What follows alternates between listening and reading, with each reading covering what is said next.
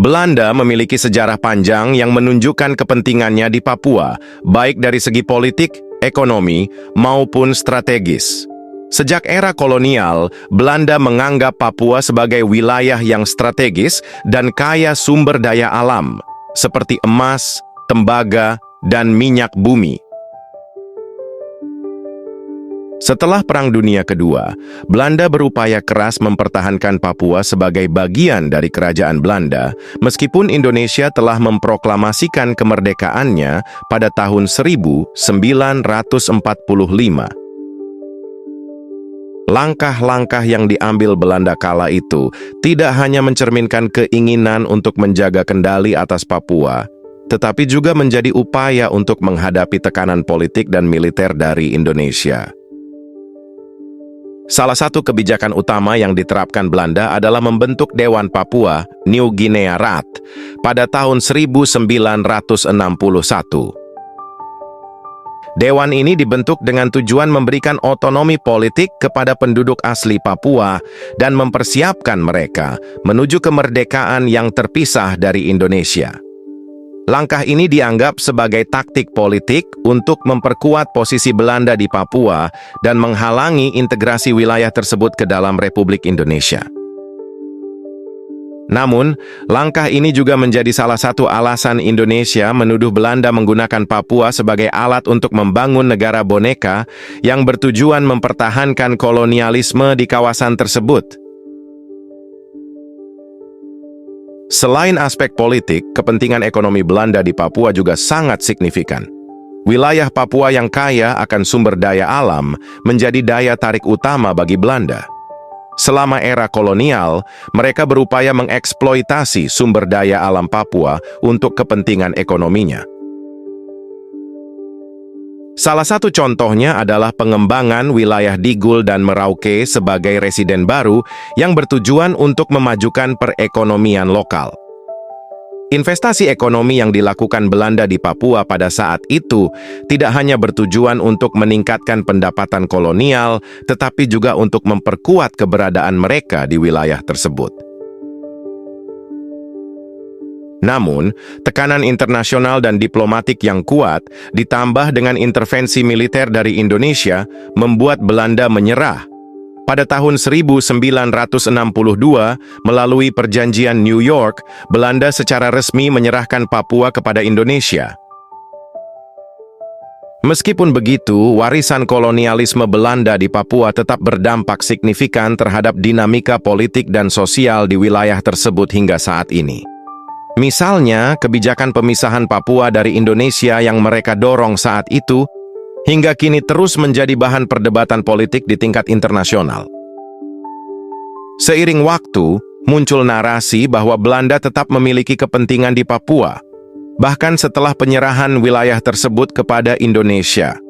Beberapa pihak menilai bahwa dukungan terhadap gerakan separatisme Organisasi Papua Merdeka atau OPM oleh individu atau kelompok tertentu di Belanda dapat dianggap sebagai kelanjutan dari kepentingan mereka.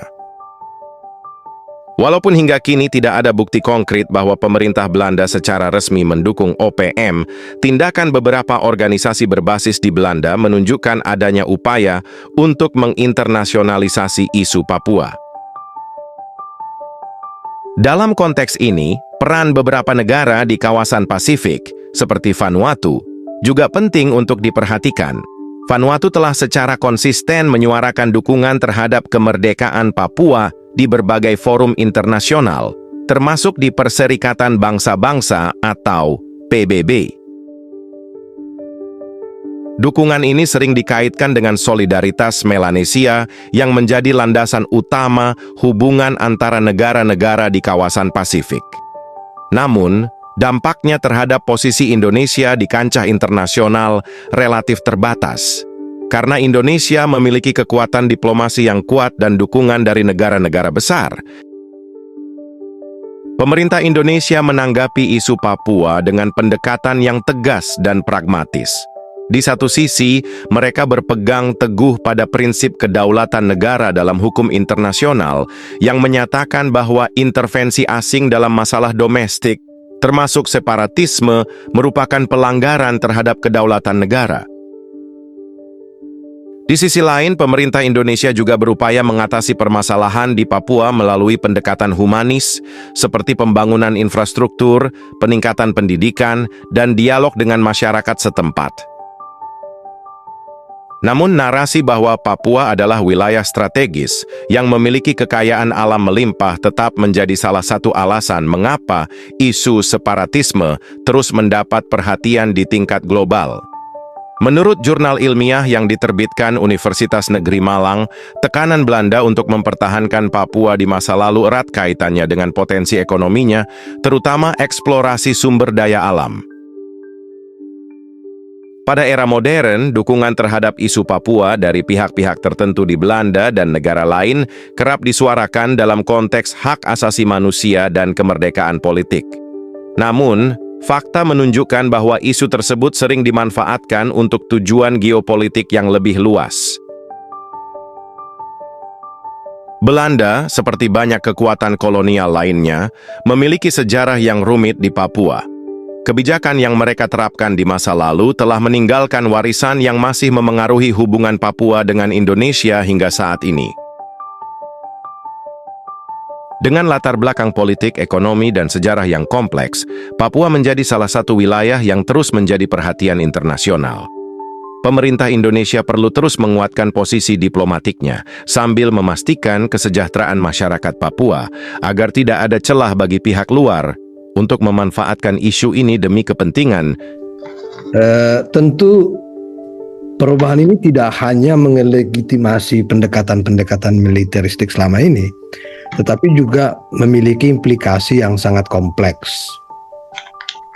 Salah satunya yang sebagai awam dalam bidang ini, saya langsung segera melihat bahwa dengan nomenklatur OPM ini akan ada pengedepanan militer, aparat militer untuk setiap konflik yang terjadi di Papua, dan tentu kekhawatiran saya yang terutama adalah akan mengabaikan pendekatan penegakan hukum yang mestinya dikerjakan oleh kepolisian.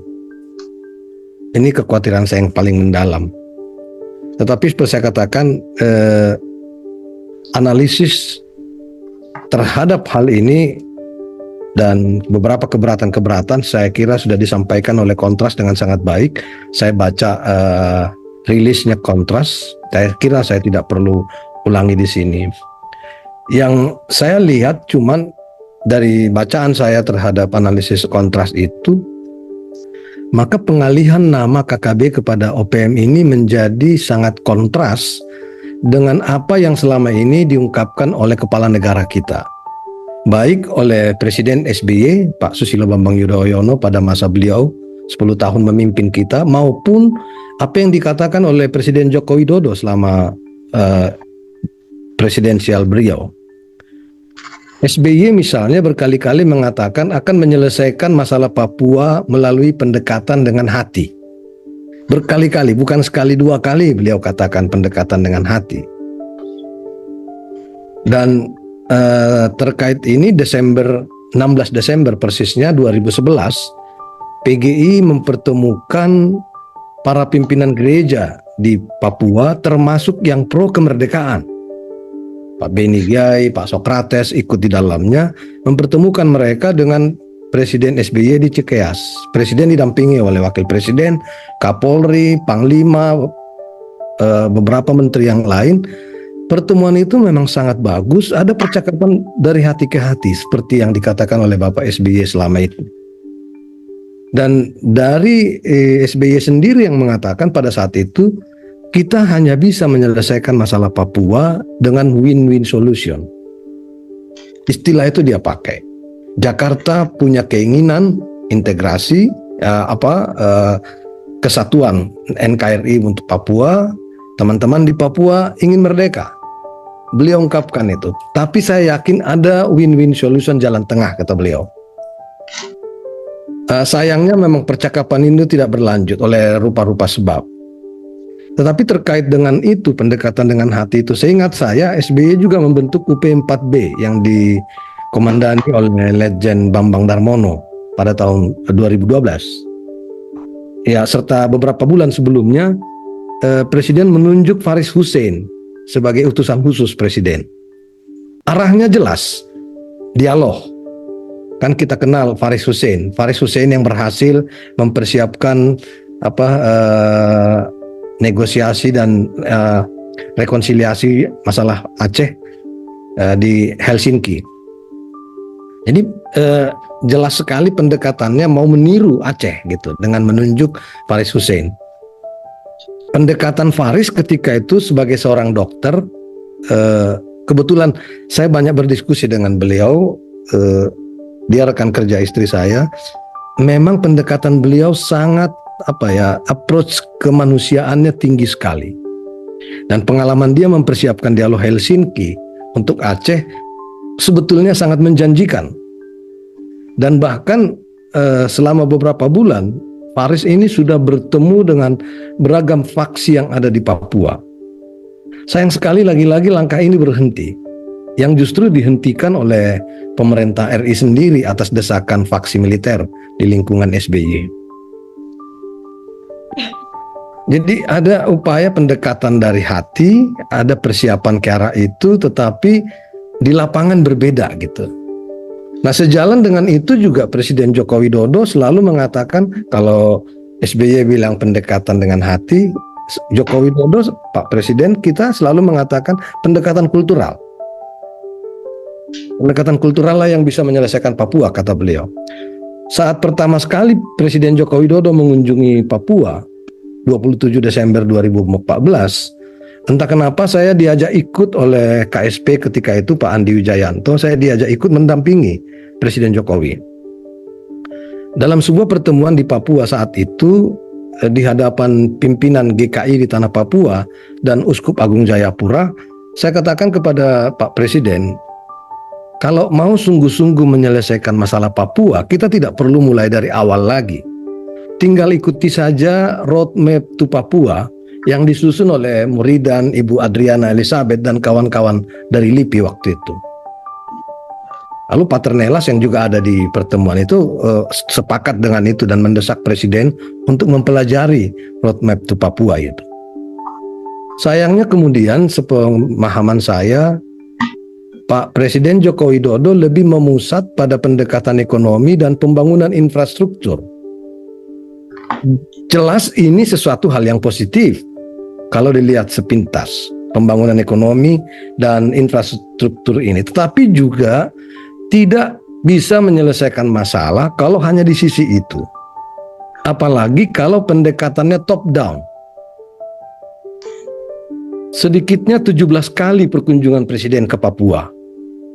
Namun hampir semua perjumpaan beliau dengan masyarakat Papua hanyalah dengan pihak-pihak yang dalam tanda petik pro Jakarta.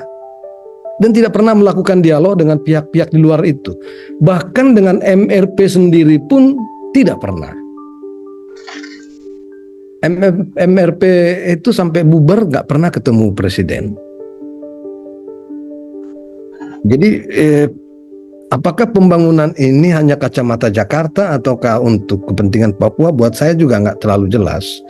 Memang ada pembangunan pasar mama-mama, tetapi kemudian juga pasar mama-mama ini dikuasai oleh kaum pemodal juga. Nah, untuk itulah pendekatan ekonomi dan pembangunan infrastruktur ini ditengarai justru lebih memenuhi kepentingan kelompok tertentu di luar Papua ketimbang masyarakat Papua sendiri. Ini tentu membutuhkan pembuktian tersendiri, betul. Tetapi dari beberapa konflik kasus antara TNI dengan masyarakat, sesungguhnya banyak terkait dengan masalah ini. Ketika masyarakat mengungkapkan isi hatinya tentang ketidakadilan agraria, ketika pembangunan jalan yang memotong banyak daerah-daerah yang milik masyarakat adat, dan ternyata ditengarai pembangunan jalan ini lebih memuluskan usaha-usaha tertentu. Dan mungkin saja dalam konflik-konflik seperti ini kelompok separatis membonceng. Dan di sini militer turun tangan. Dan saya khawatir pengalihan dari KKB ke OPM ini juga dalam rangka memuluskan kepentingan-kepentingan kaum pemodal dari luar Papua. Ini kekhawatiran saya yang paling dalam sekarang ini. Dan pada gilirannya ini akan makin meminggirkan masyarakat adat di Papua. Pendekatan kultural yang disebutkan oleh Presiden Joko Widodo tadi memang sempat hendak diimplementasikan dengan apa yang kemudian hari beliau sebut sebagai dialog sektoral. Dan untuk mempersiapkan dialog sektoral ini, Menko Polhukam dan Paternelas Tebay ditunjuk oleh Presiden untuk ini. Namun juga ternyata tidak jalan. Berbulan-bulan sesudah ditunjuk, kemudian Paternelas jatuh sakit. Saya sempat berkunjung ke Karolus, dialog dengan beliau. Kenapa tidak jalan ini Pater, saya tanya. Dan beliau ungkapkan adanya anasir-anasir yang keberatan dengan rencana dialog sektoral itu. Saya bertanya siapa yang keberatan itu, beliau hanya tersenyum. Sayang, saya sampai sekarang, sampai beliau wafat, saya tidak mendapatkan informasi apa-apa. Hanya tersenyum saja beliau. Nah ini yang kemudian kita lihat, itu yang saya sebut tadi, kekhawatiran saya, pendekatan militeristik ini apakah akan menguntungkan buat masyarakat Papua, atau ini hanya uji coba seperti selama ini yang lebih banyak menimbulkan korban-korban di lingkungan masyarakat.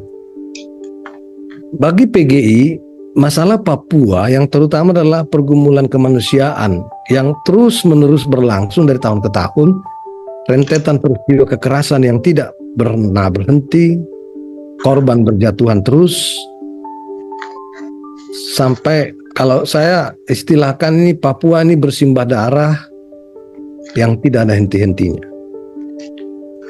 Saya memakai istilah luka lama belum kering, masih bernanah, sudah ditoreh kembali dengan pisau kepentingan, sehingga menimbulkan luka baru di atas luka-luka lama.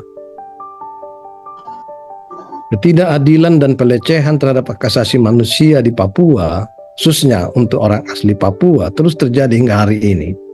Papua terus bersimbah darah. Concern PGI di sana, pengalihan isu, pengalihan dan perubahan nomenklatur, apapun itu semuanya hendaknya menurut saya lebih baik pemerintah menyerah dan mengatakan gagal menyelesaikan masalah Papua. Sudah bertahun-tahun korban jatuh terus, dan katakan pemerintah gagal, dan dengan kerendahan hati mengajak semua pihak yang berkepentingan dengan Papua untuk duduk bersama. Jadi Jakarta sentris tidak bisa dipertahankan lagi.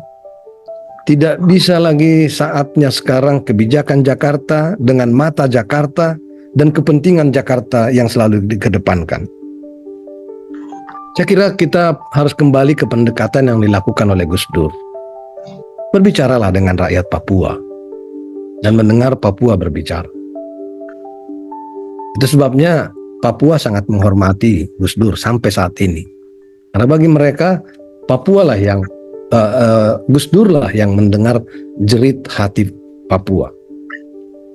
Papua adalah Indonesia dan Indonesia adalah Papua.